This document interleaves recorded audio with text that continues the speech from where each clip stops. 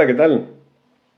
En este video vamos a hablar de psicópatas, pero la gran pregunta que nos vamos a hacer es ¿por qué nos agradan los psicópatas?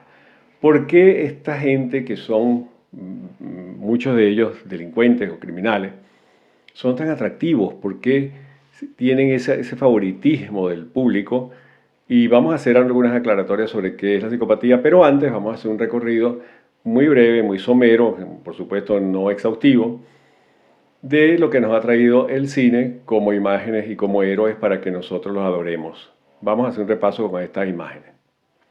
Aquí tenemos a James Cagney, que fue uno de los primeros héroes de estos psicopáticos que nos vendió a la cinematografía de Hollywood con su película famosísima Enemigo Público de 1931. Y por supuesto no podemos dejar de ver a James Bond, Sean Connery, con su elegancia y su atractivo natural para las mujeres, vendido en varias, cuatro, creo que fueron cuatro las películas que hizo él, y después vinieron, que si Roger Moore, Pierce Brosnan, Daniel Craig, bueno, toda esa secuela de James Bond que nos ha presentado al delincuente más fino del mundo, asesinando y matando gente en nombre de la humanidad. Harry Callahan, ¿quién puede olvidar al gran Clint Eastwood con sus frases emblemáticas del cine, Make My Day, ese tipo de cosas, y su pistolón?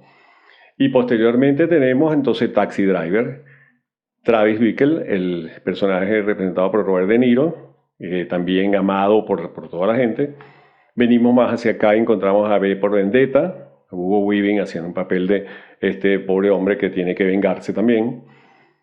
Patrick Bateman, el de Psicópata Americano, Christian Bale haciendo ese papel. Joker, todos los Joker han gustado mucho, pero el que más ha gustado ha sido este de Joaquín Phoenix, que todo el mundo también lo ama. Los delincuentes simpatiquísimos de Pulp Fiction y el gran Lebowski, que lo incluyo aquí también porque a pesar de que es una especie de perdedor, también tiene elementos psicopáticos notables. Y como establece una gran diferencia entre los que he mencionado antes y él, nos sirve entonces también para entender que la psicopatía no es solamente criminal, que los psicópatas no son solamente unos delincuentes, sino que puede ser cualquier persona. ¿Por qué? Porque la psicopatía no es un trastorno, digamos, desde el punto de vista de psicosis, no es un trastorno mental como tal, sino es una estructura de personalidad. La neurociencia explica la psicopatía por la vía de un debilitamiento de la corteza cerebral, con un problema de conexiones entre lo que es la amígdala y los centros de control y algunos de los neurotransmisores que se meten por ahí en el medio. Y la psicología lo explica por dos tipos de crianza, una por defecto y una por exceso. Cuando hay abandono, cuando hay maltrato en la niñez, cuando hay desapego afectivo o familias disfuncionales, pueden surgir psicópatas de allí. Pero también por un exceso de atención, por un exceso de mimo, de cuidado excesivo, de hacerle sentir al niño o a la niña que es la reina del mundo o el rey del mundo, que es un ser supremo y se convierte en un dictador, y también desarrolla elementos psicopáticos, porque la psicopatía, como dije, está en la realidad de la persona que tiene un trastorno psicopático, está en la realidad, no es un psicótico. Y la particularidad más importante del psicópata es que no tiene empatía y por derivación no tiene sentimientos de culpa. No se siente culpable porque para él los otros seres humanos son objetos para su placer, para su diversión, para obtener de ellos los resultados que quieren, sin importar si tienen sentimientos, si sufren o si padecen o lo que sea. Simplemente yo quiero a esta gente para manipularla y puedo, si es necesario, imitar emociones, hacer lo posible porque esta gente se engañe creyendo que yo soy un ser normal. Y esta es una de las razones por las cuales yo tengo grandes dudas de que de verdad ese porcentaje que dicen en las estadísticas que existe en el mundo, que es el 1% o uno de cada, no, 1% creo que de la población sufre de psicopatía, yo creo que eso no es verdad.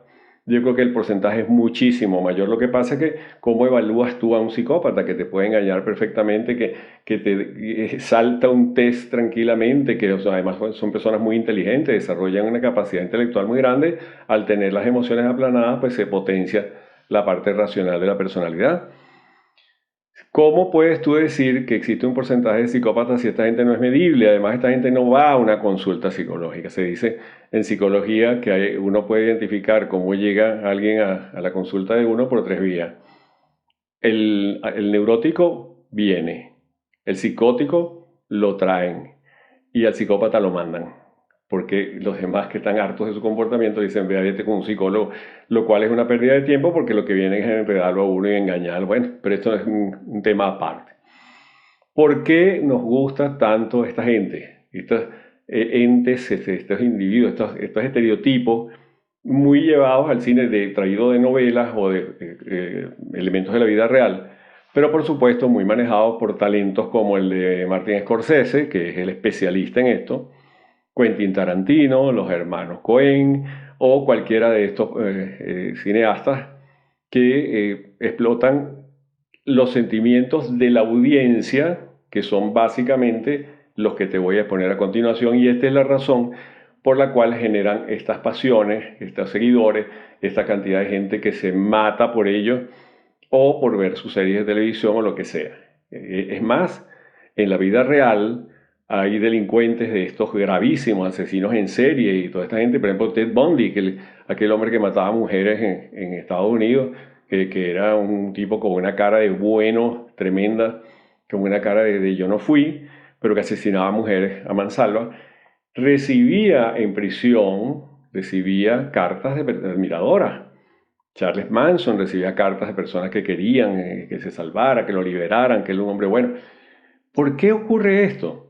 Bueno, básicamente nosotros tenemos una tendencia interna, oculta muchas veces, a sentirnos algo así como maltratados o como tratados injustamente. ¿Por qué ocurre esto? Porque en nuestra infancia los padres, la escuela y la sociedad nos forzaron a prescindir del principio del placer. Nosotros queríamos hacer lo que nos daba la gana y venía alguien por ahí y decía, no, usted no hace eso, usted vámonos, póngase a estudiar, váyase a dormir, usted no va a comer chucherías, va a comer esta comida que es la sana, tiene que hacer ejercicio, tiene que ponerse... O sea, todo lo que uno quería hacer por su cuenta y por su propio placer era reprimido por el principio de la realidad, que tenía que imponerse para poder hacer la socialización.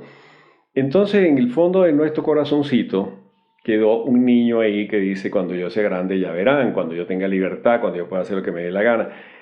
Y necesito a alguien que me oriente, que me dé guía. En la adolescencia, por supuesto, aparece el grupo que lidera la personalidad. Es decir, la identidad nuestra va a estar basada no en lo que nos muestran los padres o los maestros que nos viven cortando la nota, sino estos amigos que también están deseando hacer lo que les da la gana. Y si aparece un líder negativo allí, ese líder negativo nos muestra lo que nosotros no somos, lo que queremos ser pero no nos atrevemos a hacer, nos dice que somos unos cobardes, nos quita el miedo, nos dice que si nos atrevemos vamos a ser distintos a los viejos que nos mantuvieron presionados, nos dice que nos va a liberar, digamos, hacia un mundo distinto que va a ser nuestro, nos toca la omnipotencia del pensamiento, que es una característica de la adolescencia, y entonces nos ligamos a este líder negativo que tiene elementos admirables, porque parece que a él las cosas le salen bien porque probablemente sea un líder psicopático. Es importante tener claro una distinción ahora que toco esto. Existe la estructura de personalidad psicopática, es decir, el psicópata nato, o el que se va haciendo, pues vamos a decirlo, el que estructuralmente es un psicópata. Y existe el que usa defensa o mecanismos psicopáticos para manejar su ansiedad, pero que no es estrictamente un psicópata, y esto es importante por lo que te voy a decir después.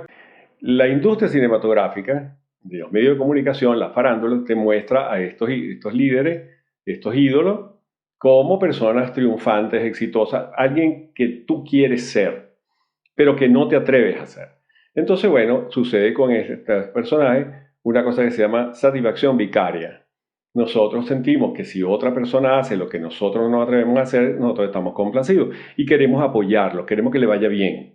En las series de televisión o en el cine, uno quiere que a este transgresor le vaya bien, que salga exitoso, que no lo maten y que si lo maten que sea de una forma heroica, porque además estos individuos están haciendo, algunos de ellos, una violencia justiciera, una violencia heroica, que, bueno, por ejemplo, Robin Hood era un delincuente, pero como estaba haciendo esto de robar a los ricos para dárselo a los pobres, pues uno aplaude y dice: "Ah, eso es lo que debe ser, porque los pobres tienen que tener todo". Claro, cuando los pobres tengan todo se volverán ricos. Pero esto es un planteamiento, el planteamiento de Robin Hood es sumamente hipócrita, porque él era un personaje de la nobleza y estaba luchando era porque su hermano Ricardo Corazón de León volviera al trono. Él no quería salvar a los pobres, lo que quería era sabotear el gobierno del príncipe Juan para que se estrellara al quitarle los impuestos, y entonces cuando regresara Ricardo Corazón de León ocupar el poder. ¿Y qué hizo él después? Se quedó en la calle, se fue al bosque de Sherwood a vivir con los animalitos, o se reunió con los pobres a salvarlos, y entonces la gente no pagaba impuestos cuando Ricardo Corazón de León. No, el seguro se instaló ahí en su palacio imperial con su hermanito y su esposa Mariana a ser feliz y a vivir la vida loca. Bueno, eso es lo que sucede con la hipocresía de estos mensajes que le envían a uno desde el punto de vista cinematográfico, porque estos transgresores, que generalmente tienen poco respeto por las normas, tienen una moral muy baja, tienen unas emociones planas, tienen una promiscuidad sexual desbordada, como James Bond, por ejemplo, retan al mundo y nos hacen creer que entonces ellos son las figuras que vamos a seguir. Y por supuesto nos reivindican en nuestras pasiones ocultas y nos dan como un título de propiedad de aquello que no nos atrevemos a hacer en nuestra vida cotidiana, pero que nos alivia por una especie de efecto catártico. Y por eso es que la gente entonces sigue a estos personajes. Y hay otro factor muy importante que tenemos que añadir, que es el reforzamiento social. Porque, por ejemplo, yo llego a mi sede de trabajo y vieron el episodio de Breaking Bad de ayer. ¡Wow! ¿Lo viste? Sí, pero no me cuentes el final. Y hay todo el mundo admirando esto. El Joker, por ejemplo, yo en una oportunidad me atreví a hablar mal de este personaje patético y terrible que es el Joker. Y me dijeron: no, ¿cómo va a ser? Esa es una pobre víctima, porque por supuesto, si el tipo le había pasado mal en su infancia, entonces es justificable que haga lo que va a hacer y que pueda matar a un tipo en público y hacer lo que le dé la gana, porque bueno, como el pobre, la sociedad no lo entendió, lo trató mal, lo abandonó, no le dieron sus pensiones o lo que sea, pues mira, está justificado que haga todo lo que sea. Entonces, este movimiento emocional individual se vuelve un movimiento colectivo.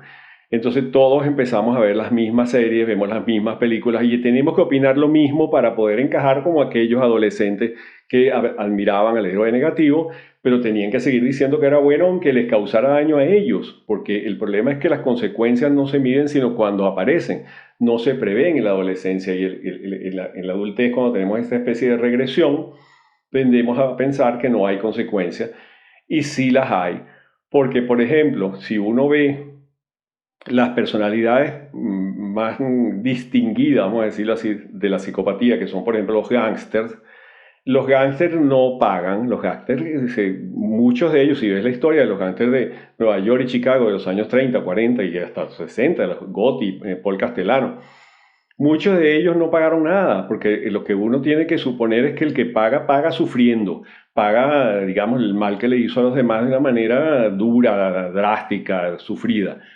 No, estos tipos los mataron. El único que se puede decir que más o menos salió mal fue Al Capone, que hizo una sífilis y qué sé yo. Pero el resto los mataban a tiros. Y bueno, si tú eres un delincuente y te matan a tiros, te mueres inmediatamente, pero tú no pagas nada. Te vas al infierno de una vez, pero ya está. Los verdaderos psicópatas no pagan porque no tienen sentimiento de culpa.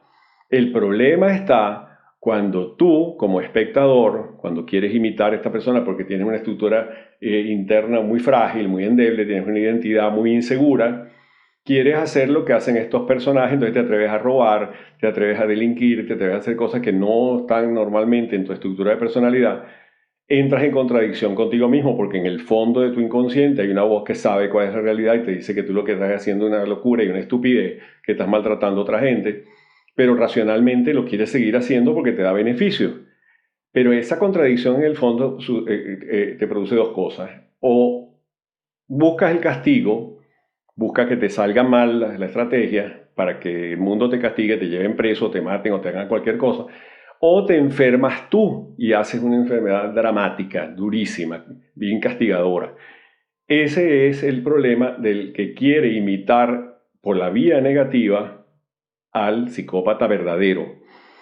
Ahora, el que quiere copiar ciertos elementos que usan los psicópatas para manejarse en el mundo y tener éxito personal o lo que sea, pero sin dañar a nadie, sin perjudicar a nadie, sin aumentar el repertorio de conducta, ahí se le va mejor. ¿Por qué? Porque puede usar sus recursos intelectuales conectado con sus emociones, usar su empatía, pero no perder la oportunidad de hacer gala de ciertos instrumentos que tienen los psicópatas, pero que no son dañinos ni negativos para nadie, sino que les puede usar para mejorar tu comportamiento, tu éxito personal y tu calidad humana. Lo importante aquí es que, como dice el refrán, del dicho al hecho hay mucho trecho. Uno puede decir, bueno, me gusta este personaje, hace un buen papel, sí, Joaquín Phoenix, un gran actor, este otro que se llama Cillian Murphy, es un Tom Shelby genial. Está bien, son buenos actores, pero hay que distinguir lo que es la realidad de lo que es la fantasía. Eso es lo que nos hace humanos, lo que nos hace sensatos y lo que nos hace personas maduras.